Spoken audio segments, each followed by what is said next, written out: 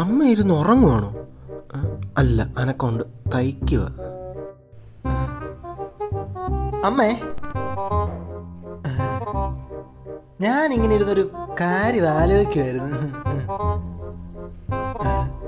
വല്ല പൈസയുടെ കാര്യമാണ് ആലോചിക്കുന്നതെങ്കിൽ ആലോചിച്ചോണ്ട് അവിടെ ഇരിക്കേ ഉള്ളൂ.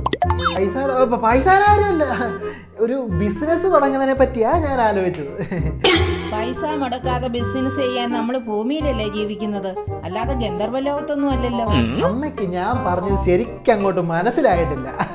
സത്യം പറഞ്ഞാൽ നീ പറയുന്നതും ചെയ്യുന്നതും എനിക്കെന്നല്ല, ഈ ലോകത്ത് ആർക്കും മനസ്സിലാവും തോന്നില്ല. ഒരു ബിസിനസ് തുടങ്ങുമായിരുന്നു, എന്റെ കഴിവും കാര്യപ്രാപ്തിയും ബുദ്ധിശക്തിയും ഒക്കെ എനിക്ക് വിനിയോഗിക്കായിരുന്നു. നിന്റെ കഴിവും കാര്യപ്രാപ്തിയും ബുദ്ധിശക്തിയും ഒക്കെ ഈ 10-28 വർഷമായിട്ട് ഞാൻ കണ്ടോണ്ടിരിക്കുക. എനിക്ക് അതിനകത്ത് വലിയ മെച്ചമൊന്നും തോന്നുന്നില്ല. അമ്മ ഒന്നുകൂടൊന്ന് ആലോചിച്ച് നോക്കിയാൽ ചെയ്യാനുള്ളതേ ഉള്ളൂ.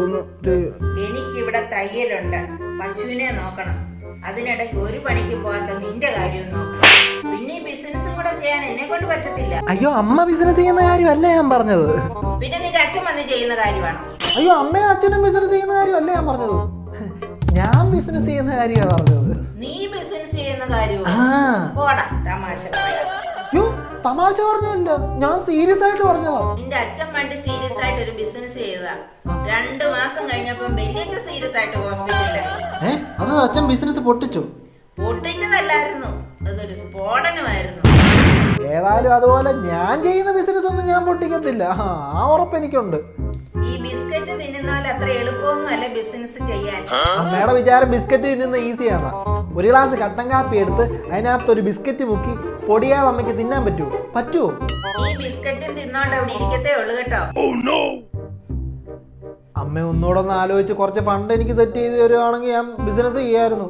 നീ ചോദിക്കുമ്പോ പൈസ എടുത്തു തരാൻ ഇവിടെ ഉപ്പേരി പറഞ്ഞിൽ ഉപ്പേരി ഇട്ട് വെച്ചേക്കുന്ന പോലെ പൈസ ഇട്ട് വെച്ചിട്ടില്ല. അങ്ങനെയാണെങ്കിൽ എനിക്ക് എന്റേതായ ചില കടുത്ത തീരുമാനങ്ങൾ എടുക്കേണ്ടി വരും. എന്താണാവോ ആ കടുത്ത തീരുമാനങ്ങൾ? ഈ വീട് പാകാൻ പറ്റി, എന്നിട്ട് എനിക്ക് എന്റെ ഓഹരി അത് വെച്ച് ഞാൻ ബിസിനസ് ചെയ്തോളാം. ഇപ്പൊ കുഴപ്പമില്ലല്ലോ. അത്രേ ഉള്ളൂ? അത്രേ ഉള്ളൂ. അതിപ്പൊ തന്നെ ചെയ്തു തരാമല്ലോ. ശരിക്കും? പക്ഷെ മോൻ അമ്മയ്ക്ക് വേണ്ടി ഒരു കാര്യം ചെയ്തു തരണം.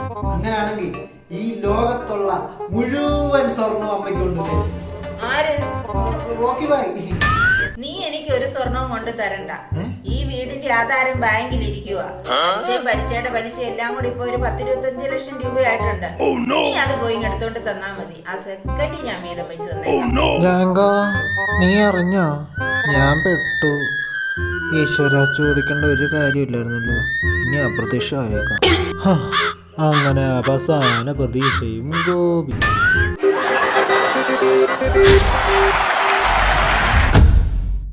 ചിരിച്ചിരിക്കാൻ ABC കോമഡി സബ്സ്ക്രൈബ് ചെയ്യുക.